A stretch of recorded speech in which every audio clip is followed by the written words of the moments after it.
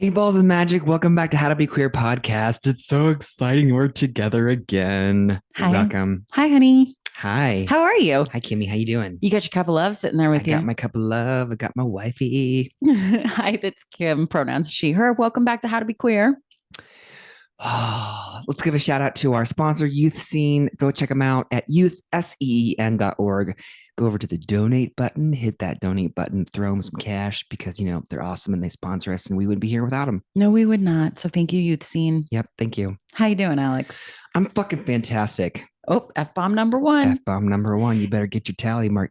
Better get your whiteboard, your marker out. So, spoiler. So, it's been a hot minute. It's been about 2 weeks. We did a 1, 2, 3 part series for everyone so that they knew what was going on in our lives. I'm going to say 2 things really quick. Yeah. Number one, this podcast is not meant for children. This podcast is meant for adults or young adults that are trying to understand queerness in a world that demands heteronormativity. And we got some updates. We do. I'm so many updates. And I feel like I'm going to say this right now that, I always love the expression like the truth is stranger than fiction. Oh, okay. Yes. And oh my God, does that ever apply to us? Uh-huh. So I'm going to also say you've got a little sign right next to you. We do this podcast from our home. Mm-hmm. And the sign that is sitting right next to you is be fearless in the pursuit of what sets your soul on fire. And so I'm going to start by asking you, Alex, what is setting your soul on fire right now? Burning shit down. Yeah. Being as well in another quote that you have in your office, activism is equal parts anger and love. Mm-hmm. And I'm definitely angry, and I'm definitely just full of love. Yeah. And yeah. I'm ready to keep this shit rolling.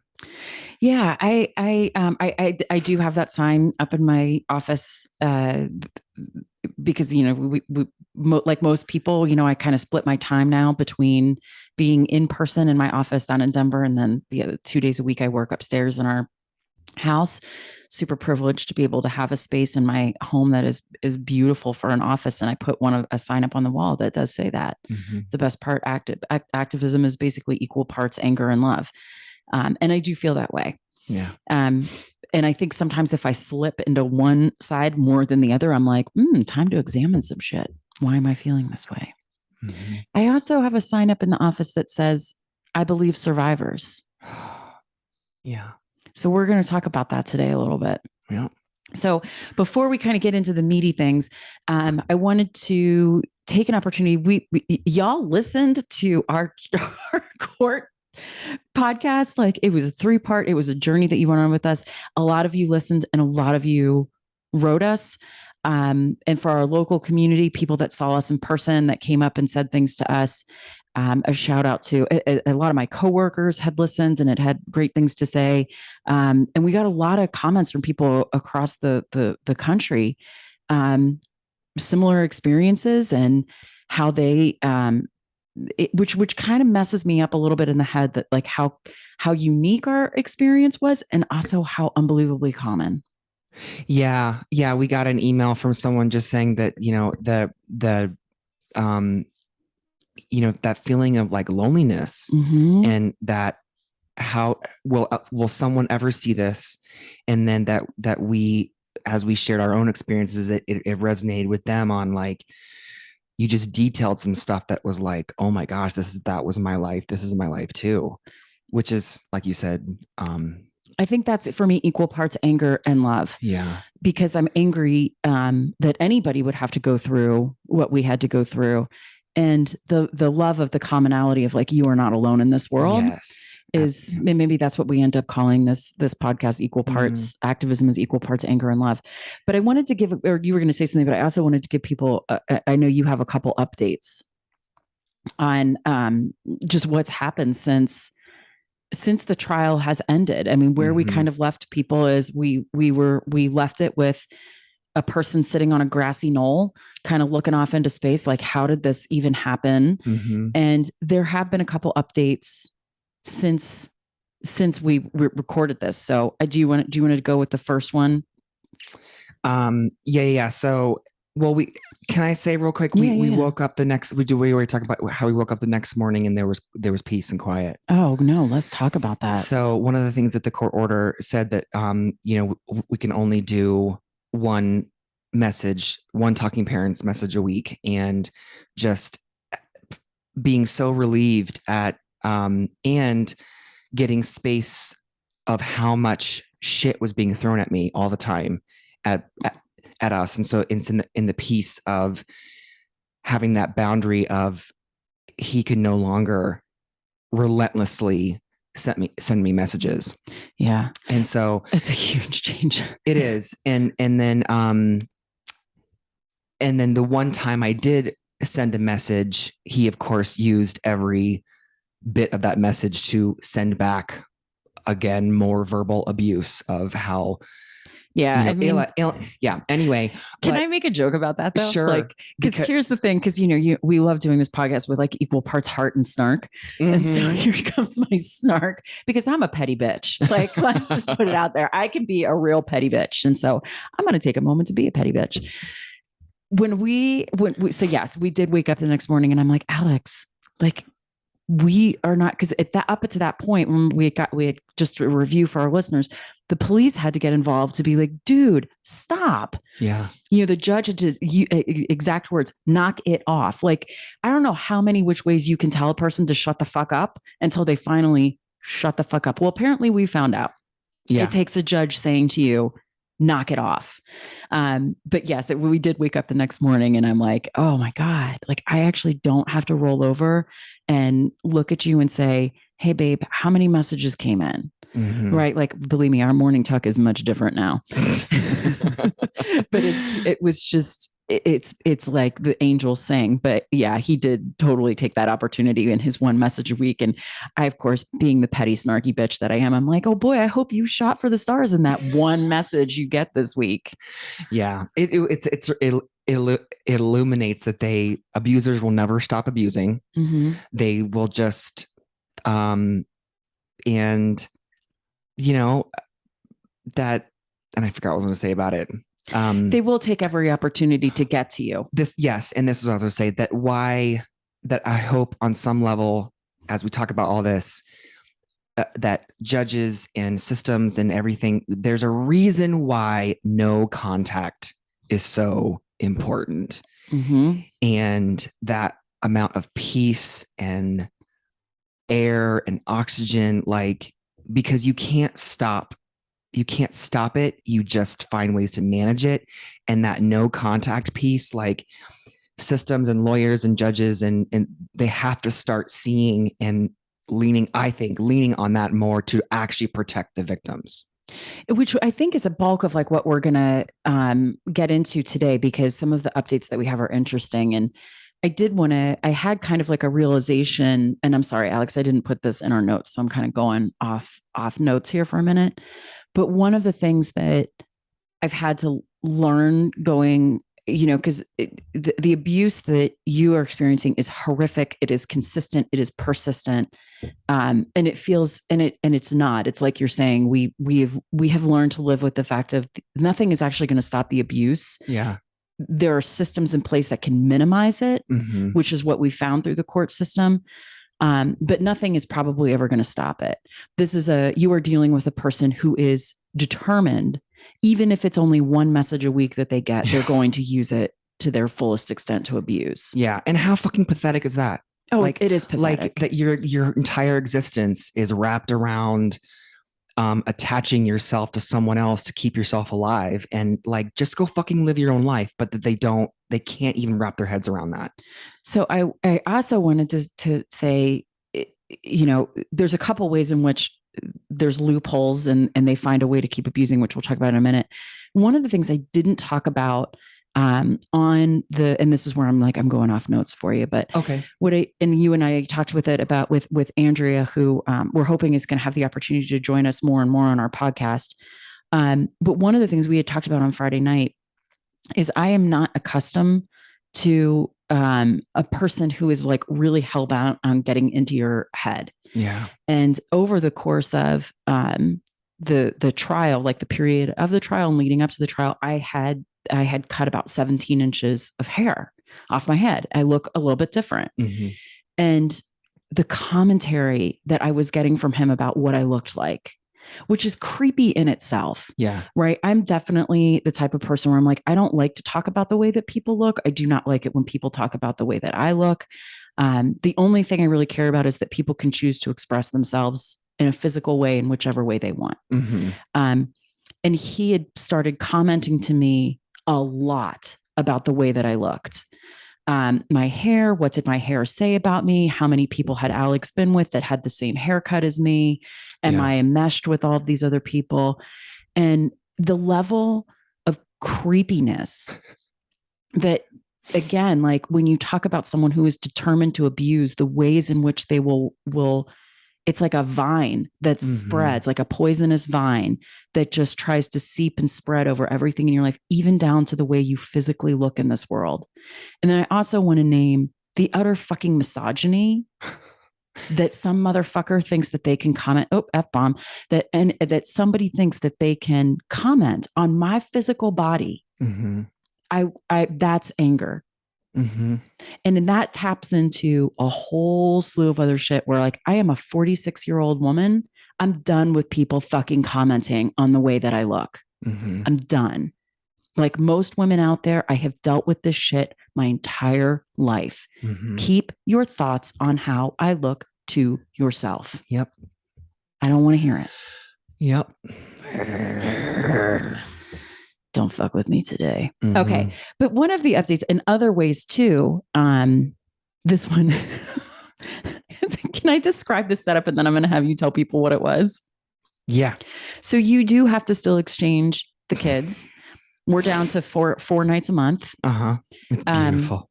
It's beautiful. It's luxurious. It's like, it's still 4 too many, but you know, but that's where we're at anyway. And you have a new meeting exchange spot in where you exchange the kids. It's no longer at the police station where he continued to abuse all of us. We're now at a very, very public place with lots of cameras. Yes. There was concerns about cameras. Well, grocery stores have shit tons of cameras. And again, the concerns were his. Yeah. Right. Go ahead. Oh, I'm going into the details of like that how the abuser he would flip it that I was the threat. Well, Alex has tried to break into my car multiple times. Dude, the last fucking thing I want is to get anywhere near your life. So, just chill yourself. For clarity's sake, you did touch his car once. To help our child get out of his car. Right. Yeah. And then you actually got to testify this at trial because he almost ran over your Uh-huh. Uh-huh. Okay. That was a priceless moment in the trial where I believe he was trying to get you on something. And as folks know, when given the opportunity to get a why question, you took every opportunity to go in there and samurai him. Oh, I did. I said, I'm like, in that particular one, it was, our kid was upset about breaking her braces. And I'm like, and she was crying and upset. And, you just drove away with them screaming in the car and almost ran over your foot. Ran over my shoe. But essentially he has requested a place that we do exchanges with lots of cameras because he's worried that you will try to obtain access to his car. Well, and that's part of the paranoia that goes with that level of mental illness. This would be, I mean, I don't know which way to say it here because, the level of creepiness and commenting on my daughter's body, on my body, on being a general piece of shit when he came to our house, we basically he was terrifying the children. So we had to remove him from being able to be at our house to a police station to now where he is flipping the script and saying that Alex is the danger. I mean, I wish, what is it that my flag that I throw, my creepy flag? Yeah. Anyway, but to set it up for folks, so we're at a very, very public place where you do these exchanges and we're with the kids and we're in the car and we're driving to this very, very public place. And I'm like, what? Because I see him and I'm like, okay.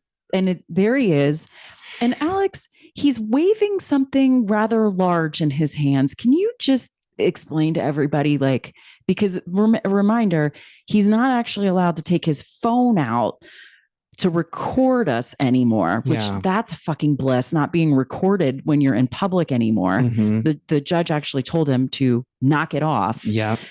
So it's not his phone that he's waving around, but what's he doing when we come to the drop off? Well, at first I thought it was a piece of cardboard. I'm like, maybe it's a sign that says will work for food. I don't know. It's like, remember the Peanuts thing with Lucy with like the stand where it's like free therapy advice, like 5 cents. 5 cents. Like, it's not a therapy sign. No, but it's a whiteboard. It's a whiteboard, and he carries a black marker. Now, it's like this man. Like, I know that this is true, and even when you say it, I'm like, you've got to be fucking kidding me. And I just want to this man's a teacher. Yeah. Okay, so he's a teacher. Children are in his care. As a domestic abuser, children are in his care. I'm just gonna like fucking lay that out as clear as day. But also gives him access to multiple school supplies. Which also gives him access to multiple school supplies. So he brings a whiteboard, and literally so he can write down if Alex tries to cause a problem. Hey, folks, I just need you to imagine being a grown-ass adult and walking around with a whiteboard and a marker to capture getting someone, because the judge has already banned you from being able to use your phone. Yeah. That's what we're dealing with. Well, and when we arrived, he started to flip it. Yeah, like a signal. Really fast. And we're like, well, is he just trying to like signal the camera? Like, hey, everybody, look over here, because my I mean, we're walking around with a giant whiteboard. Like, I can't. And what is like? I'm like waiting for him to come up with like a little system where it's like a hook around his neck, and he can just carry it and be like, "Alex looked at me. Write it down quick. Write it down quick." And I'm like, "What happens when your elbow bumps it, and you like accidentally erase the whole thing that you just captured?" Like, it's like this is what we're dealing with. Yes, we're walking around carrying around a whiteboard, which again, I'm just going to name is an opportunity to continuously abuse you. And so you've been given all of your things are taken away. You get one message a week, and you decide to opt for a whiteboard. Okay. And that was an interesting one. Like, anyway. So there's also some stuff that I do want to just state, because we don't actually talk about the kids too much on this, but they are actually doing okay. They are doing really well. He put a stop to them seeing their therapists, which was really. You want to tell people about that a little bit? Yeah. I got an email the day before they were supposed to have one of their sessions, and basically saying that he had, the threatening and harassing emails that he was writing to them, to the therapists, they had to stop services. And I was like, of course he did. And so we're now at I'll just fast forward, I guess. So one of the therapists who sees our older, Ari, who now I have, sole decision making for, she's like, yeah, I'm no contact with him. I'm like, good for fucking you. Yeah. Good for you. Well, and I think what I've learned about him is that the misogyny, there's a whole slew of things going on. I mean, we are again talking about a person walking around with a whiteboard to take down all of the notes in life. But one of the things that's really clear to me is the level of misogyny that we're dealing with. And so and truthfully, before any of this happened, there were signs of severe impacts of believing male insuperiority, the way that I would see him interact with people who identified as female. Yeah. The entitlement, the aggressive behavior, the talking down, the threatening, and what's really fucking scary sometimes with people that are displaying misogyny is that they're really unaware that they are, because it's just normal. And so that was, if you are a child psychologist and you are helping a child and you have to go non-contact with a parent because that parent is threatening you. I mean, this is all kind of rolling up to one of the things that we wanted to talk about today. And again, going to file it under sometimes the truth is stranger than fiction. Yeah. Because there's no way we could have written any of this. There's no way. Nope. Okay. So I'm going to talk a little bit about, because I think, again, the purpose of our podcast and is around when you are a person who is queer and you are forced to live in this heteronormative culture. One of the things that we experienced throughout the trial, and it's one of the things that I do want us to go a little bit deeper in, is, you, Alex, there were the most important aspects of your life were going to get decided by essentially two other people. One being the judge. Yeah. And then the other being our CFI, child family investigator. And we actually did not talk too in depth about it in the first 3 podcast episodes about it, because in the totality of like everything that was going on, we had said to people, like, this whole process with the CFI could be its own episode. Oh yeah. And so to kind of set this up for people a little bit, the judge and the CFI are both white male, as far as we know, cisgender, straight, like very much in the world of power and privilege. And both had displayed to us numerous times that there was not an understanding of anything that fell out of a world where people live in heteronormativity. Yeah. And so remember when the trial started, what did the judge say? Do you remember? Well, it was about my pronouns and commenting that he'd missed like some form of an LGBTQ training and wished he'd gone, and that he was going to have to go back. And I'm like, well, thanks for the acknowledgement, but fuck. It was a little scary. Yeah. Yeah. Because we don't know, as we know, especially with people who are a part of our transgender community, there's a lot of bias and fear and misinformation. I mean, our friend Kim Dillon was on saying a lot of people, even still to this day, believe, that there is because we know that there's a higher correlation amongst people who are suffering with mental illness and suicide, either ideation or, ending their life. And people have been conditioned to think that there's something about being transgender that triggers that. And Kim Dillon came on and like really broke down for us beautifully. If you haven't listened to that podcast, please go back and do it. But she later, she was like, no. There's nothing wrong with people who are transgender. What's wrong is that the world treats them a certain way. And that's why we see an uptick in mental health crises. Yeah. So when you're about to sit down and have your life decided by a judge who's like, yeah, I should have gone to the training about this. Yeah. It was a moment where I'm like, oh my God, this person is not going to understand the nuances of like the abuse that you were having to deal with. Yeah, there was really no focus or acknowledgement of queerness, of abuse, and it was timing. It was about timing, which they understood timing. You're going to have to explain that to people a little bit, what you're talking about. So, okay. So, our daughter is 11 and she's going to reach the stage for puberty soon. And so as a trans kid, like there's a window of, options as a parent. You've got puberty blocker options and hormone therapy and all sorts of things to basically assist and support them going into the puberty that they want, or they feel that is, true to who they are. And so, and I remember trying to, talking to a lawyer years ago about trying to get this going. And it just came back to timing of like, well, she's not close to puberty yet. So we don't have to do anything. And now it's like, oh, so that it's good that the judge understood like, hey, I also have an 11-year-old and I understand this. And there's, and because of the way the court system works and how slow things are, right. I understand that you don't have another year to go through.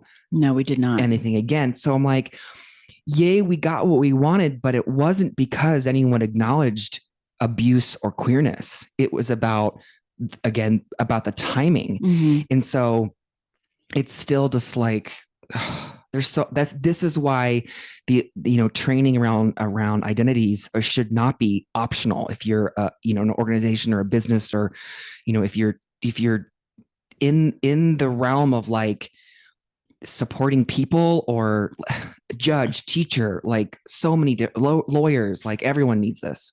Yeah. I mean, we were very, as much as the judge in our case had said, you know, hey, I skipped the training on all of this, so I'm going to do the best that I can. And you're like, right. And you're going to make some of the biggest decisions impacting not just my life, but my child's life. I'm so glad you skipped that training, sir. Ultimately, he was able to make, I think, the best decision. Absolutely. So we got lucky. Yeah. I don't know if other families are going to get that lucky. And so it's not necessarily like a direct critique of the judge that we had, because ultimately I felt like he did see through a lot of what was happening and made decisions that were in your favor. Yeah. But it was really terrifying. Yeah. If that was going to happen or not. And you kind of sit there and you're like, well, I wish you would have gone to the training too, because otherwise I'm sitting here and you're sitting here. And it's the work, when we talk about like the work that we put on people in communities, that we're constantly having to educate people that it's not your lived experience. And I'm like, dude, just pick up a fucking book, go to the training, do what you need to do to understand like how impactful this is to another person's existence that falls out of the normativity you live in, that you have the privilege to live in. Yeah. Well, this kind of aligns into when the person about being scared of the word queer. Oh yeah, that's in our notes. We're going to get there. Get there later. Okay. Let's get there later. So we're going to talk a little bit more about the CFI that we had, and we are actually in a position now where we can name them. Yes.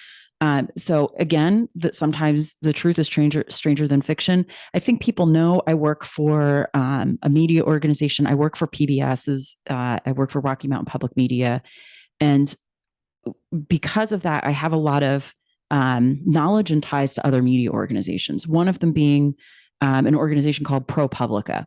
If you're not familiar with ProPublica, this is a place where I usually, when people are like, oh, well, what media outlets do you trust? ProPublica is one of them. They are a legit like data journalists. We've had journalists at Rocky Mountain Public Media work with them. They're no joke. And I come into work on Friday, and one of my, you know how everybody has like their work wife? Yeah. Work wife, whatever, however you want to do it. My work wife is the chief content officer. I adore this person. And it, you know, because they're my work wife, I share aspects of my life with them. And so I have shared with them, especially while we were in the waiting period to get the CFI report, which was 6 weeks late, and how stressful that was for you and I. I had been sharing a little bit with her about this. I had shared who the person was, all this stuff. And so she texted me and was like, you are never going to believe what ProPublica did a story about right now. And folks, I wish I was making this up, but it is actually about our child family investigator from our trial. And so, Alex, what was the title of that article? Do you have it handy by any chance? Sure do. A custody evaluator who disbelieves 90% of abuse allegations recommended a teen stay under her abusive father's control, and names Dr. Mark Kilmer, who was our CFI. And also, yes, folks, that is Val Kilmer's brother. And another, so just on a funny side note, when Dr. Kilmer came to our house for to investigate us, our oldest child, who was 16 at the time, was wearing, and so we didn't share with the kids, like, we just said, it's Dr. Kilmer's coming. He's coming to look at the house, all this stuff, right? We knew that he was, in fact, Val Kilmer's brother. Yeah. Okay. We knew that. You and I knew, but we were like, what? Just one of those things. I'm like, I don't know if my kids would know who Val Kilmer was, any of this. We didn't even tell them. Didn't even tell them. But at some point, our oldest kid is wearing, and he has no idea, he's wearing a freaking Top Gun t-shirt during the investigation. And so oldest kiddo, he a lot of times, and you guys have heard him on here, usually coming in asking for money to go someplace, but he's in the kitchen, like literally helping us make dinner wearing a Top Gun t-shirt. And Dr. Kimler's like, oh, you like that movie Top Gun?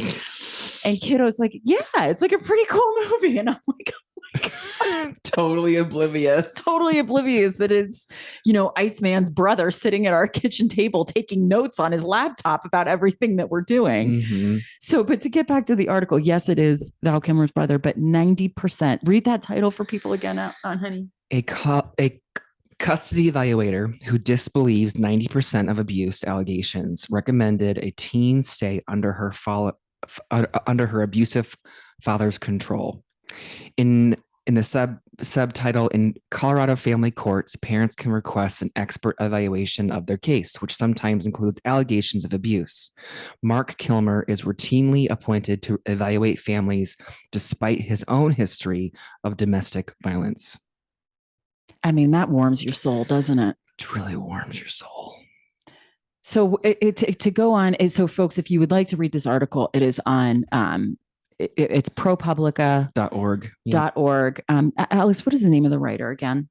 Hannah Dreyfus. So you can Google and read it. It is an extensive research that she and others had done to understand like what's happening with the CFI. It goes into the costs that you occur with a CFI, and some of the quotes from Dr. Kilmer himself.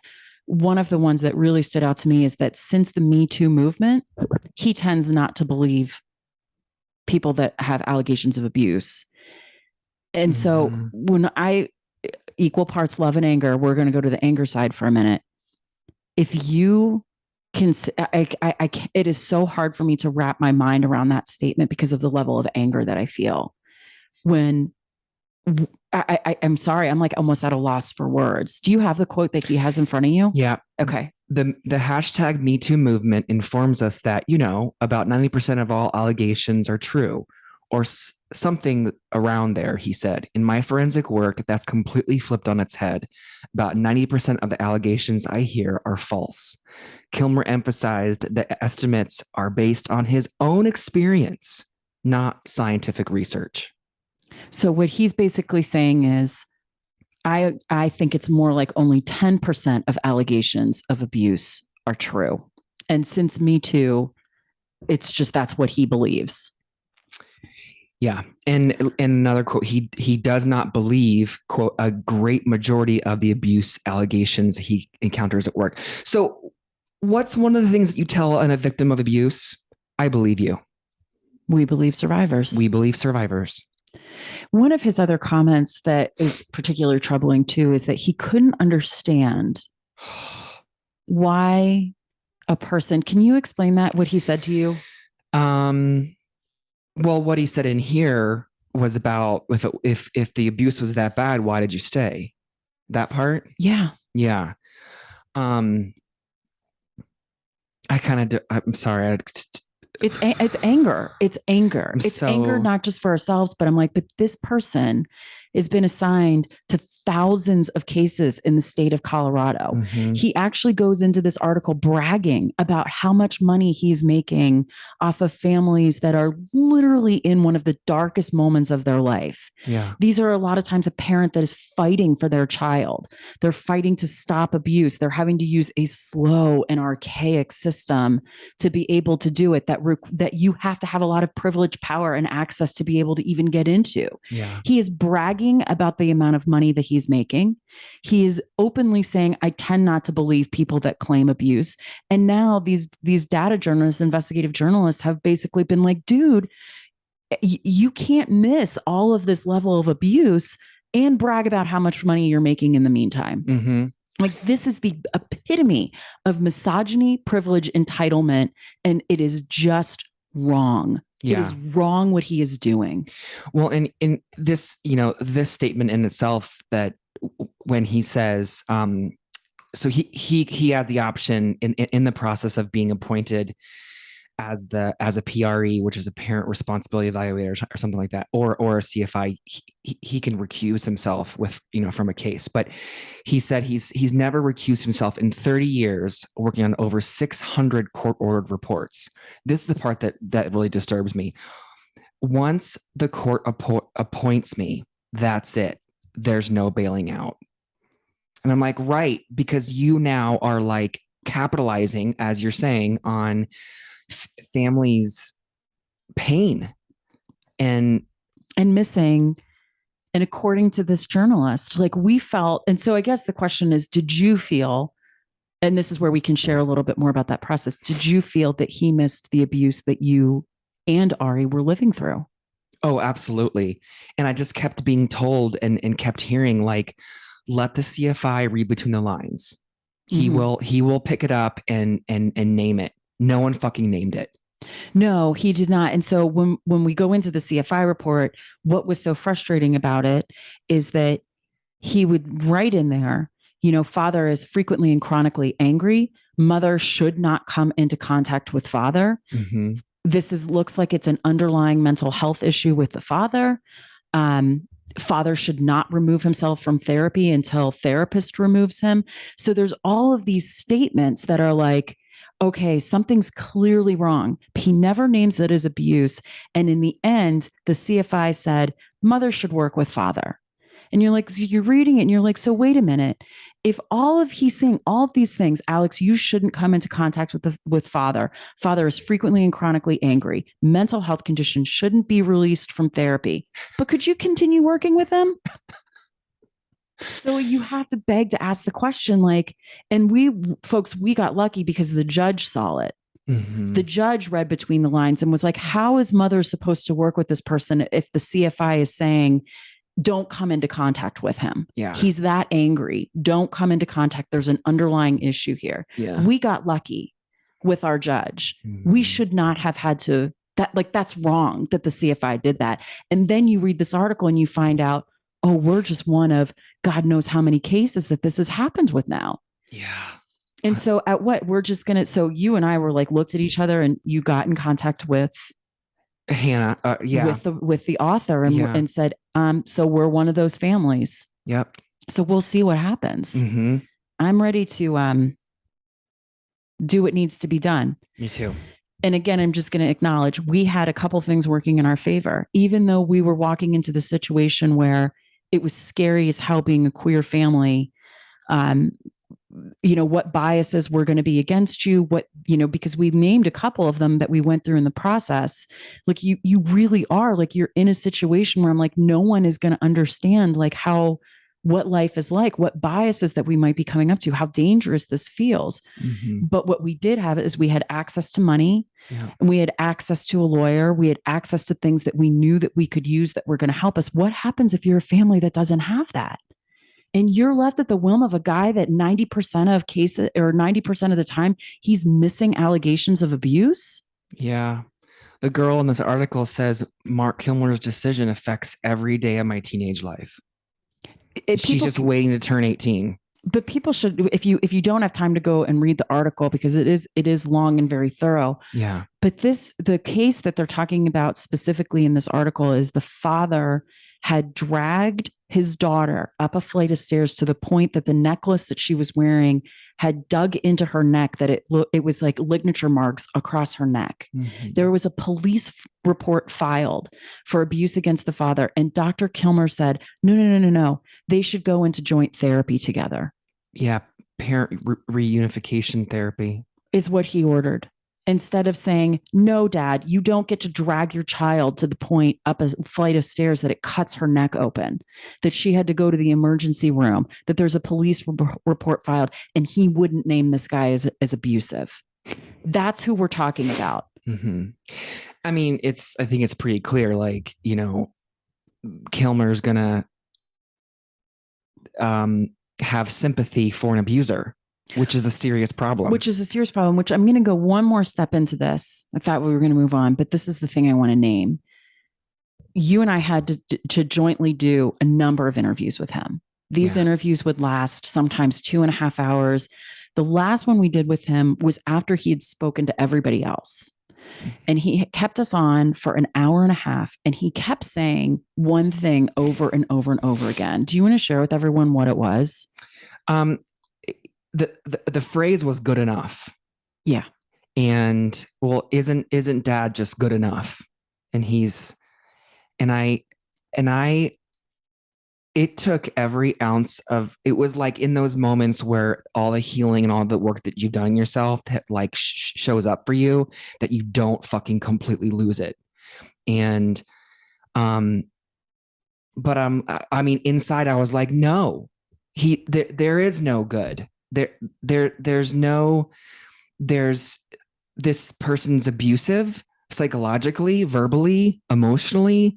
Um, but he kept trying to convince me that this person that I was trying to co-parent with, which was really impossible because co-parent would lean itself to working together, respect for each other. And it was one of the most disorienting hour and a half of my life since before I left. I'm going to name it, Alex. It was gaslighting, and it was torture for an hour and a half of hearing over and over and over again. I understand that you may have concerns about, abuse, and you're really worried about the kids, but he's good enough, right? He's good enough. So I don't know that I'm ever going to be able to hear the words good enough again in my life. But the other thing that he would really focus on is, and we were really transparent about this in the other podcasts, this is a parent who had, when he didn't get what he wanted, he chose to abandon his children for months. And that was part of what I think had concerned both of us is, kids need consistency. They need consistency of schedule. They need consistent time with parents if both parents are able. We know most kids thrive under having, a schedule that's predictable. And what I still can't believe this, but after the severe abandonment of these kids financially, emotionally, physically, everything just up and disappeared because he didn't get what he wanted. Okay. The response that we got from Dr. Kilmer was, oh, right, he feels really bad about that. He said it was a big mistake, so we're just going to move on. That was what he said to us in that hour and a half interview. We're just going to move on because he feels bad. So that's what this article is talking about. When you miss things like that and you're siding with the abuser because you just don't want to see it, because frankly, Dr. Kilmer has been charged with domestic violence in his own life. Yep. That's what we were dealing with. And now it's out there. And it's out there. And I remember being terrified, be like, right, my CFI is an abuser. My ex-husband's an abuser. Hope this works out. So before we just close on this, because I'm going to say, because we have a lot of people that listen to this podcast, we never said Dr. Kilmer in the first 3 episodes, because I guess in some way we're still even living under the powers of misogyny and whatnot. And we were afraid to name him. Yeah. I was scared to name him. We were afraid to say his name. And so we're like, well, this is like where you assess that risk. Is it worth us saying his name? Nah, probably not. And now I'm like, well, shit, we have to name him, because how many families has he impacted? And so I don't know, folks, if you're in Colorado, if you have had experience, please get in touch with this author. Go read that article. Again, it's ProPublica. Alex, name of the author again? Hannah Dreyfus. And then it is the article about Dr. Kilmer. So, okay, I'm going to take a breath. You can take a breath? Take a breath. Take a breath. Okay. Did you take a full breath? Half a breath? In through the nose? Into the nose, out of the mouth, full diaphragm, belly raising, belly lowering. Is there anybody out there that gets angry when you're upset about something and someone's like, just breathe, work on your breath work? What goes through your head? Fuck breathing. That's what goes through mine. Tell me to breathe. I know. I think also it's raised as a person assigned female at birth, how much of the sorry, I'm going to get there. Breathing. I'm breathing. Much of the message is don't be angry. Why are you angry? And it took me 40 fucking years to finally say I'm fucking angry. You are angry. And being okay with that. And now being proud of my anger, because my anger now makes me fight for myself, makes me fight for my family, it changes. It's a gift. It changes everything when you can, it's acknowledging, it's acknowledgement of a lot of different things. I shouldn't say it's not all about me, of course, but it's like, when you can acknowledge how these things, because I didn't see how all this wove together for a very, very long time. So I think when it comes to anger, right?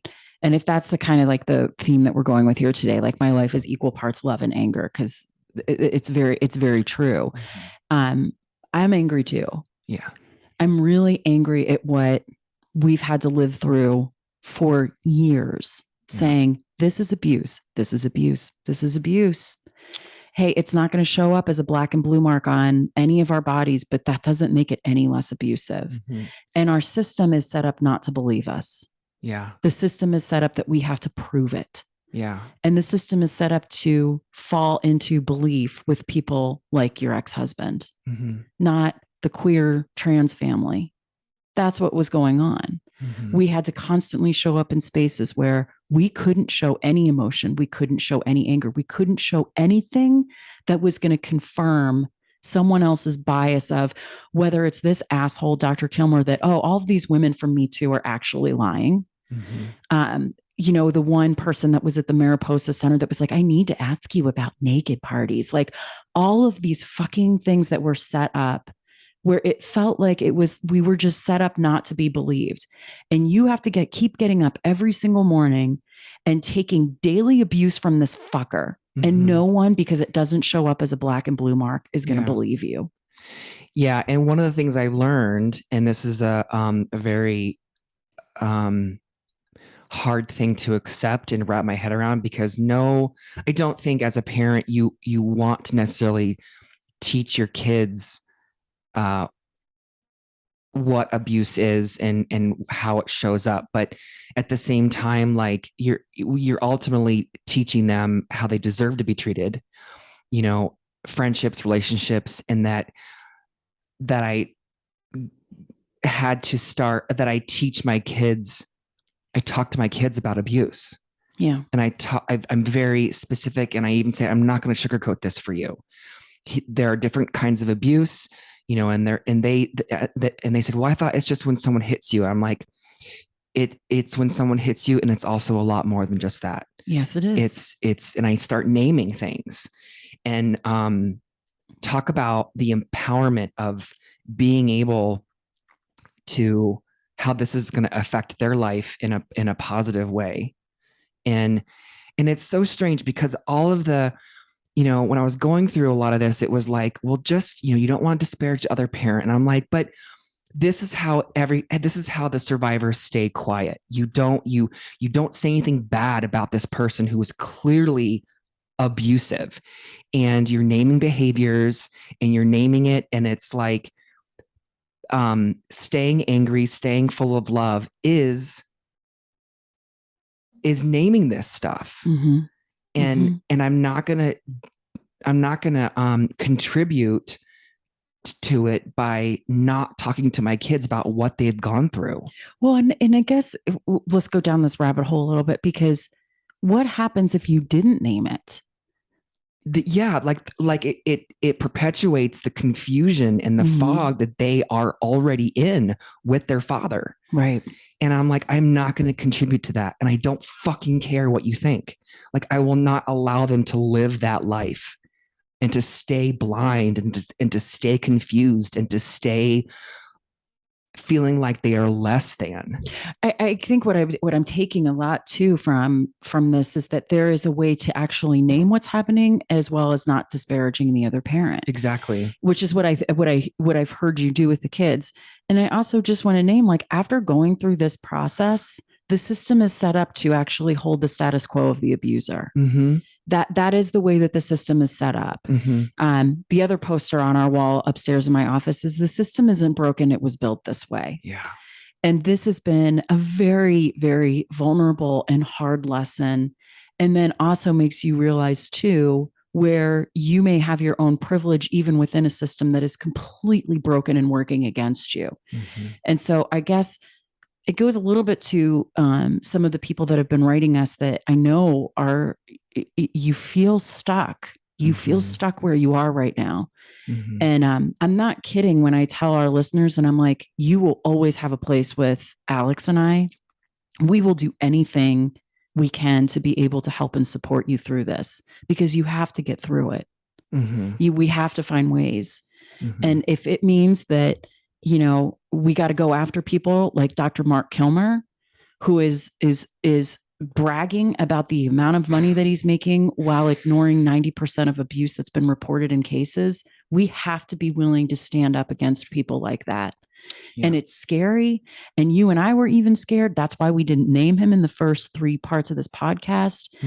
I don't know what's going to happen from here. I do know that I am committed to talking about it on here and supporting people that are going through it. And man, I wish we could change the system. And right now it feels really, really broken. We should not have had to go through what we went through. Yeah. I mean, I even want to name my ex-husband but I won't. But I know that the people who know me know his name. I am just going to continue to name that he's a teacher. He's someone who works with children, and that he got decision-making rights for his own child taken away. Yeah. And he is working with children. And what the fuck? And that, I guess it hurts to, on a personal level, and the people that know me, or used to know me, or think they knew me, that the people I have around me now, of course, are very acknowledging, but like, I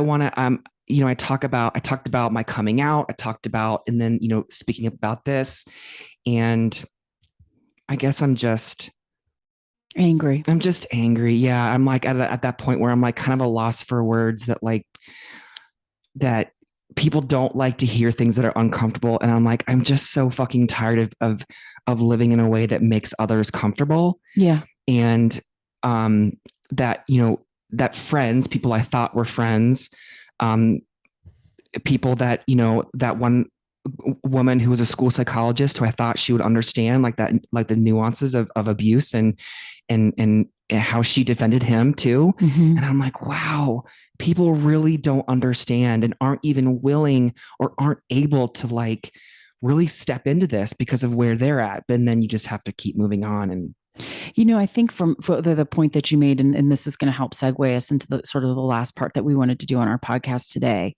is how much people are asking sometimes those who are truth speakers to not speak the truth because it's going to make somebody uncomfortable somewhere.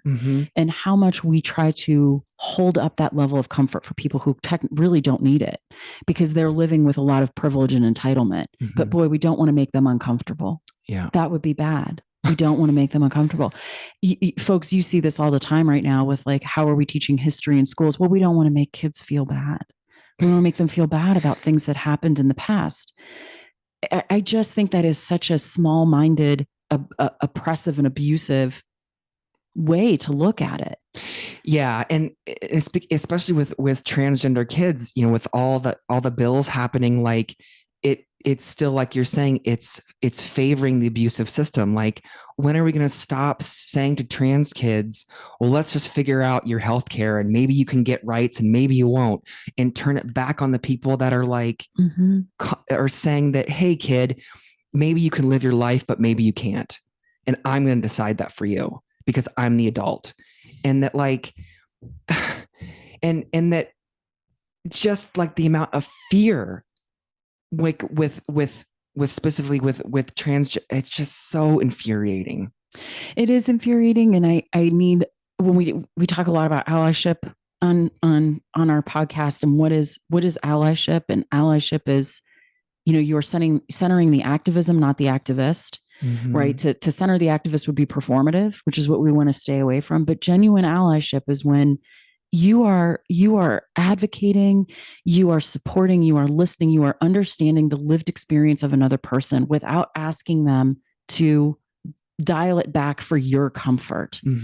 And as a person that I've worked in this field for a while, and then it is also my lived experience. Only a part of it. Like I can't, not any one of us has every other lived experience. I only know mine, but I know how to listen to someone else's.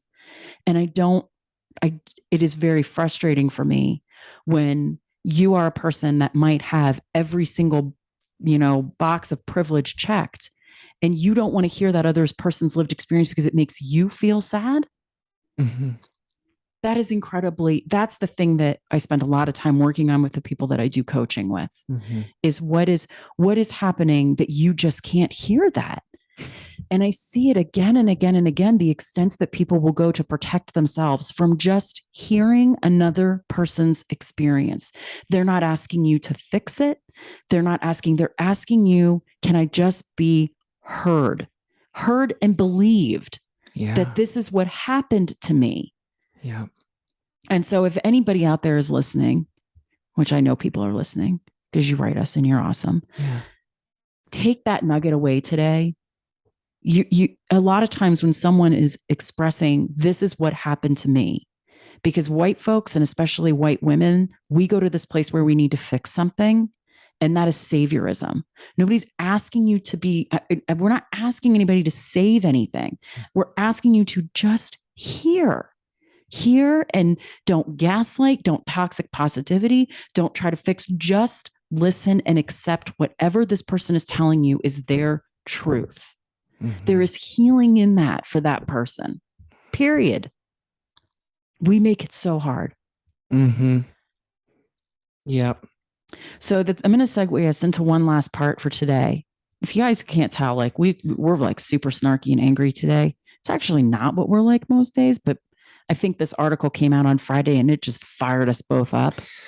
Yeah. Well, and again, we connected to, we're not going to apologize for being angry. And no, I'm not. And being vulnerable and honest about what the fuck we've gone through, and that being okay, being angry is okay. And it gets shit done. Equal parts anger and love. Equal parts angry and love. Okay. So we have our podcast is called How to Be Queer. And from our podcast, we actually book quite a bit of training from it, which means like people are like, hey, I feel like my organization might need to learn a little bit about some of the stuff y'all are talking about. Would you come on and do some training with us? So we actually do a lot of business from our podcast, which is awesome and amazing. We had a really interesting experience with one of our clients. Uh-huh. We won't say the name of the client because we're still working with them. Yeah. But this is everything we're about to say to you, all we actually said to such client. We're going to weave this into our training. We're going to weave it into our training. But the name of our training is How to Be Queer. Yeah. How to Be Queer in a Heteronormative World. Yeah. That is the name of our training. And we had a client that said, can you change the name of that training? I'm really worried about what people are going to think. We really just want them to show up. And she was taking it from her own experience. Mm-hmm. If I saw this title, I wouldn't know how this would apply to me. Right. Because this is about you. Well, and I also want to say, if you are being faced with a training that says how to be queer in a heteronormative world, and it makes you uncomfortable, this training is probably meant for you. Uh-huh. Because trust me, folks, we are not doing a training that is some type of weird psycho reverse conversion therapy to try to turn everybody queer. That's not what How to Be Queer is about. But essentially what I had said to this client, because when we got on to do the kind of like the pre-training call, and she's like, I hope you don't mind, I changed the name of your training. I was like, I'm going to be real direct with you. I actually do mind that you do that. Mm-hmm. And I'm going to ask you not to. And I'm about to explain to you why. And I watched this client be like, oh, shit. I'm like, oh, you did. You stepped in it. And I'm going to gently as I can do anything, tell you why that was not okay with me. You're more gentle than I am. Yeah, you were just like, fuck it, let's fire them. No. He's like, no, we're not going to do that. We're going to lean in and have a conversation. And I'm actually not going to center this woman's discomfort. I'm going to center why it's called How to Be Queer. Yeah. And so I went into an explanation of her of like, but the point of the training is that we're constantly asking people who are queer, could you just change for the comfort of people in the heteronormative world here? Because they're uncomfortable with queerness. Yeah, I'm like, this will hit you where you're uncomfortable, and and she didn't pick that. I don't know that she picked up what we were trying to tell her. And so I think folks that probably listen to our podcast understand like what we come on here and talk about ad nauseum sometimes with a lot of, explosive language is we just want to live like everybody else. Right. We don't want to have people driving past our house screaming, fuck gay people. I don't want to have to hear about, our kids, and not even just our kids, but queer kids in high school having stuff thrown at them and, LGBTQ language thrown at them. I don't want to hear Herschel Walker say trans kids aren't going to go to heaven. Like, folks, we're here and we're queer and we just want to live like everybody else. I don't want to have to live under the constant threat that our marriage is going to be invalidated or that I have to convince you of why it should be valid. So, our podcast is called How to Be Queer in a Heteronormative World, because we just want to be ourselves in a world that is constantly reflecting back to us not to be. And it is an act of courage and self-resiliency every single day that we walk out our door and we are who we are. Yeah. So listen, lady, you're not changing the name of our training. No. Because that would be making us do exactly what our training is trying to get you to stop. We're not going to show up for the comfort of the heteronormative culture in your organization. We're here to be fucking queer. we I said it much nicer than that. We added a subtitle, a subtitle to like, explain it a little bit more. I mean, we kept the How to Be Queer, but had to add a subtitle to it. Essentially, which this white straight lady was saying was, I really want to do your training, but could you just do it without the queer parts? And I'm like, you better take that ally thing out of your email signature because you don't know what you're talking about right now. Oh, I think she did tell us. Well, I have it in my email, but if you could just do your training without using the word queer or talking about queerness, I'm afraid people aren't going to understand. I'm like, but what you're really telling me is you don't understand. Noted. I watched her squirm. I'm like, just you're going to be okay, lady. Yeah, I have to say, I'm typically, I will make space for where people are as long as I feel them leaning in to learn, right? Like there's space for you to lean in and learn.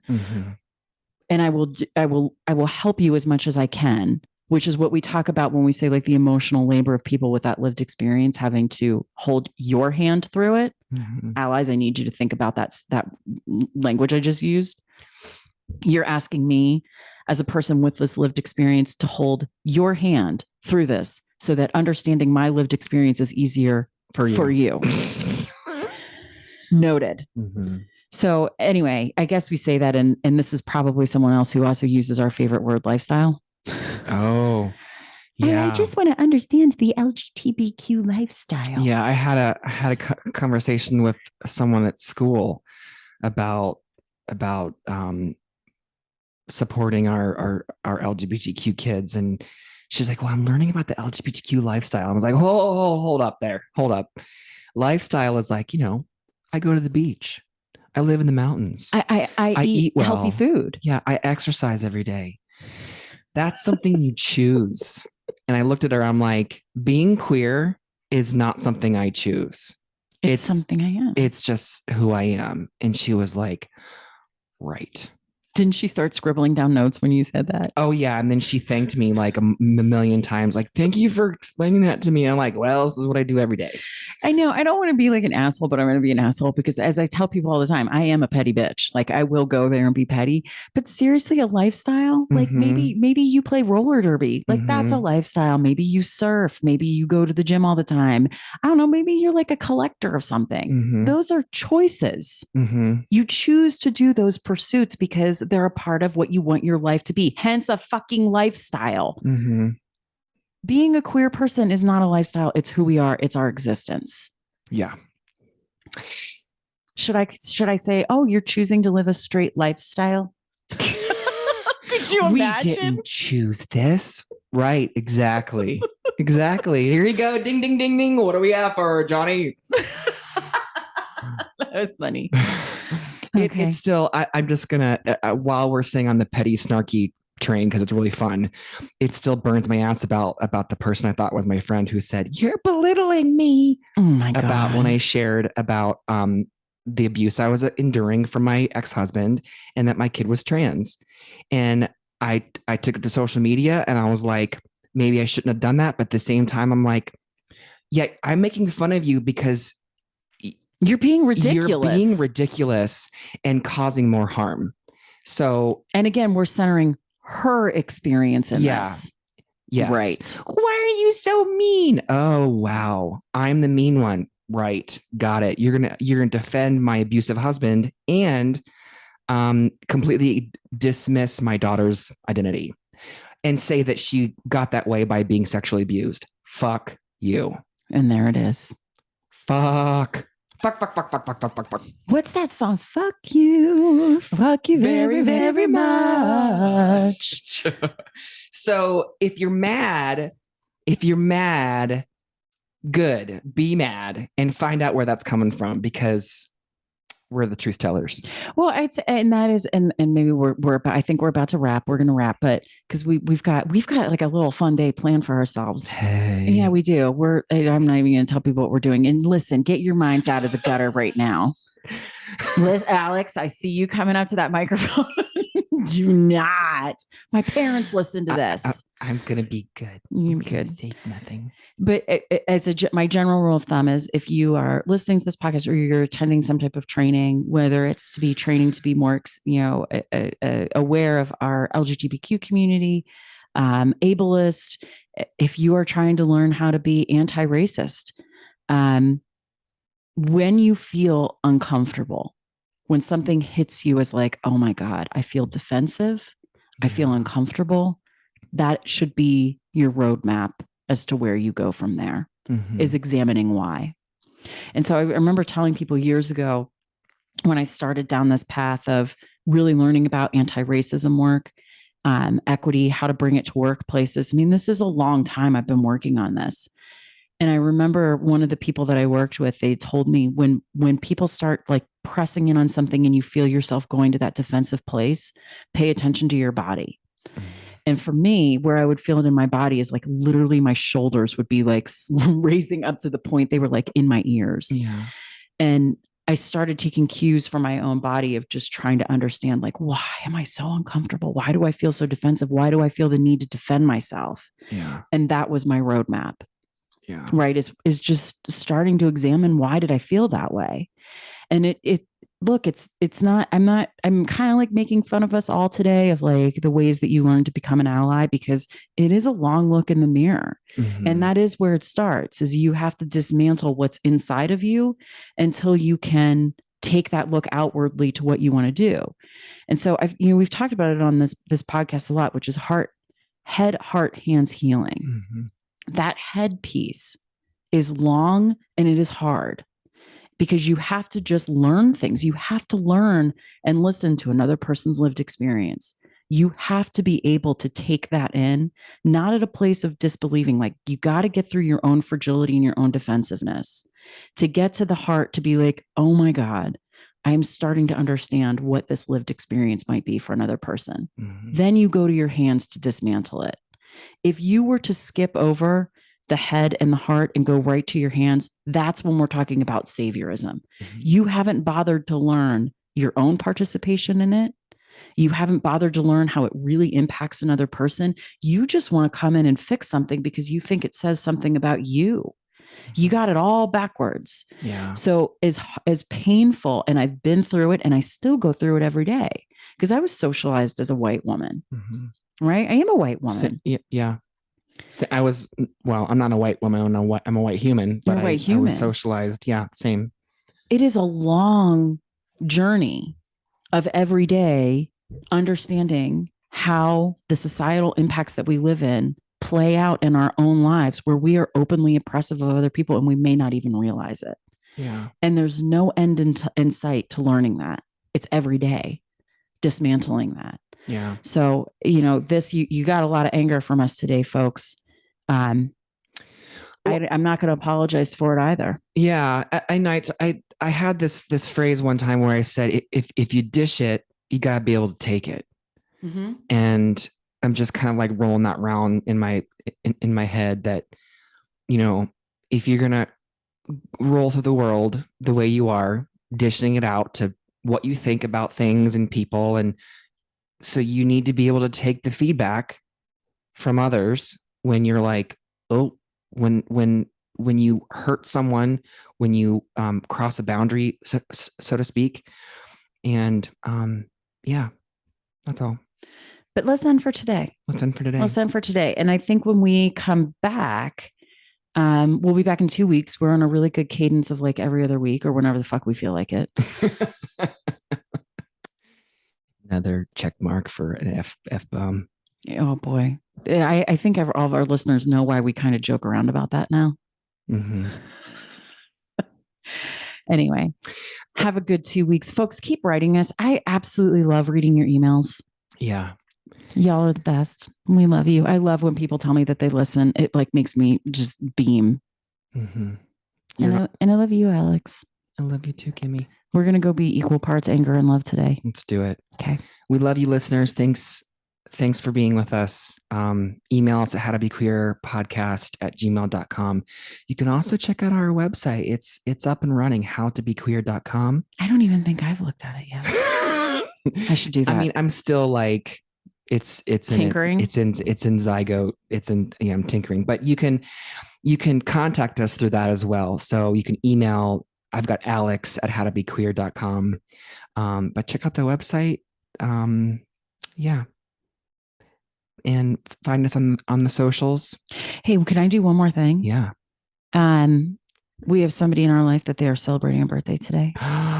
Hey, Bree. Hey, Bree. Happy birthday. Happy birthday to you. Love you. We will see you soon, Balls of Magic.